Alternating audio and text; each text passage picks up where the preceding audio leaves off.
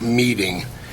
And I'm going to do the state of the municipality, and then I'm going to have some comments, and I know there'll be some folks who want to address. You will have to wait until after the meeting to come up and address council on the subject I'm about to approach. Section 606 of the Monroeville Home Rule Charter requires that the mayor prepare and deliver an annual state of the municipality report to the citizens of Monroeville. As I have done in the past, I am delivering the State of Municipality report tonight at this regular Business Council meeting this evening. This will be my ninth and final annual State of the Municipality report due to my second and final full term as your mayor that ends this December 31st.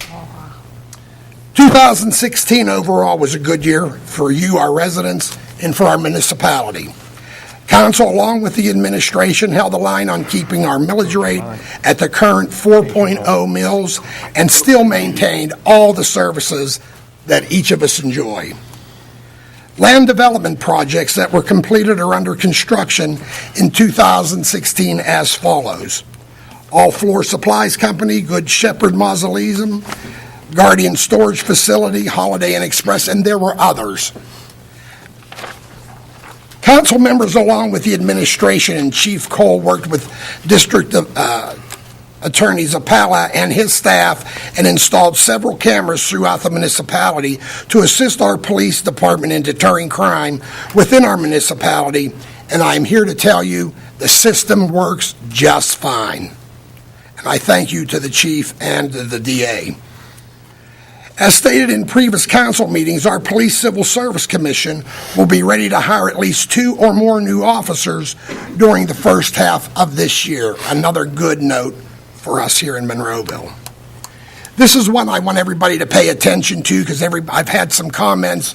They thought that the crime rate in Monroeville is increasing when the complete opposite is happening.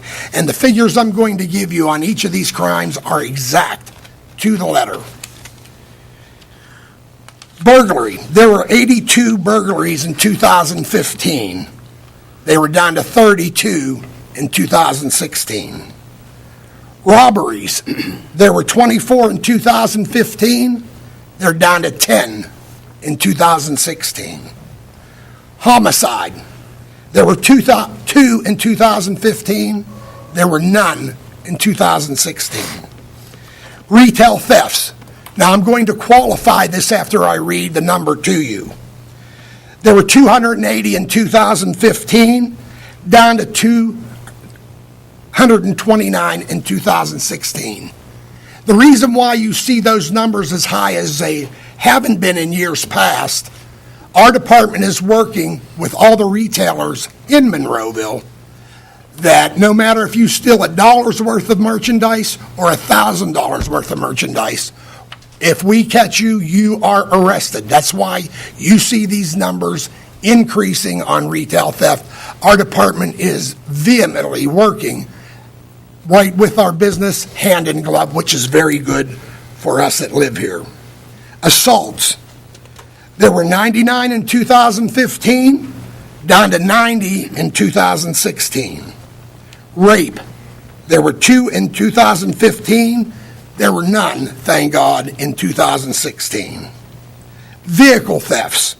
There were 19 in 2015, and we had a slight increase to 24 in 2016.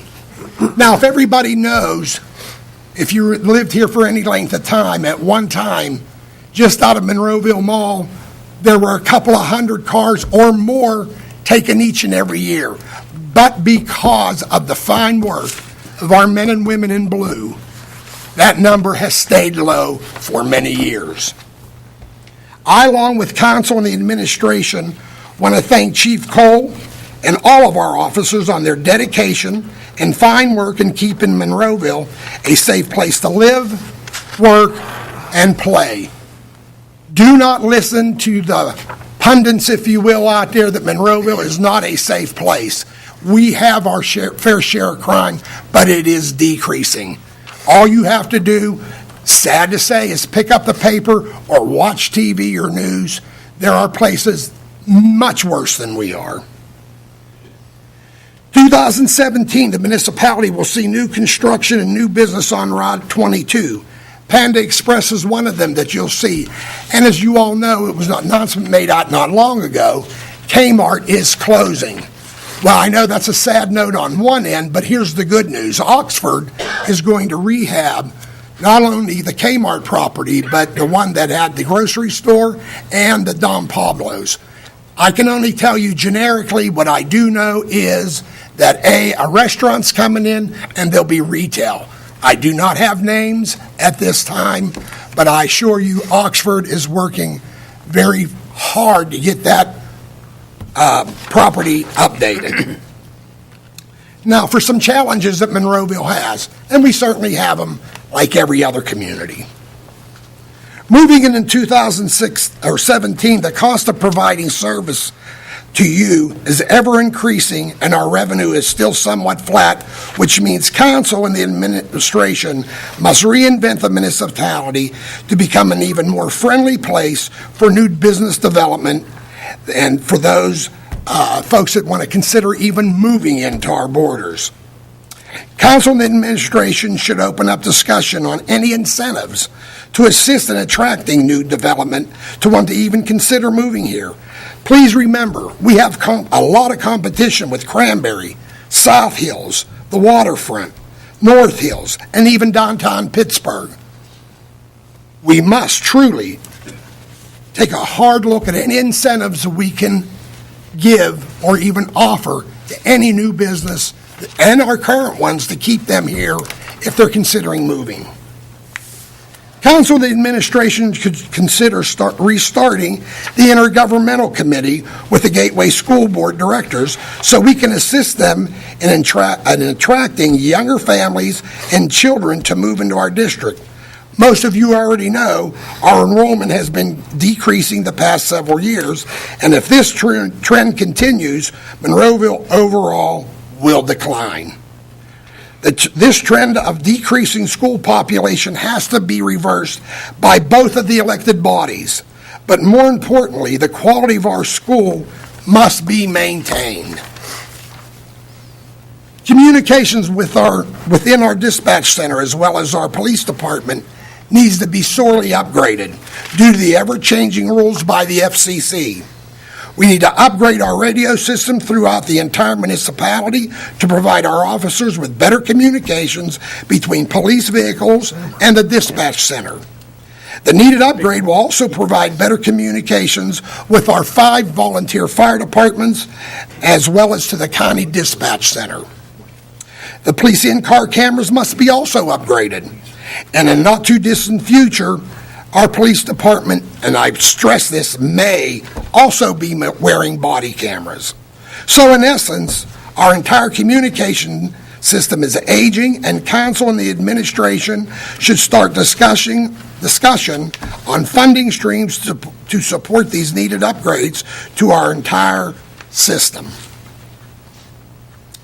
2017 as in 2016, for council and the administration, one of our biggest challenges remains the infrastructure or lack of sufficient funding to properly maintain our roads and the like throughout the municipality. As you know, council and the administration are paying as you go for any repairs or projects, but the available funding for these issues are sorely lacking. But due to the very hard work by the administration and council, we are holding the line for now, but we need to start discussing new funding streams to support our aging infrastructure. The MS4 mandate, or the pollution and flood control from the state and federal government, is another issue facing council and the administration, where no funding was given to the municipalities to meet this very costly mandate. If you recall, council informally addressed this issue a few times at various council meetings, and I suggest strongly that this issue once again opens up first with a couple of public meetings with some experts in the area to help residents and anyone on council or the administration to fully understand the what, where, and why of this mandate and how to fund this project. I would suggest this issue be resolved and any related ordinance be completed early by 2018. Public Works Department. At one time, not too many years ago, we had 65 employees. Today, we have around 35, counting our management personnel, and our infrastructure is much older with just about half of the staffing we had at one time. Council and the administration must take a hard look at all the departments and the hiring practices, and only hire the departments that are in dire need of an increase, such as Public Works. Council and the administration will have to make some tough decisions going into the 2018 budget.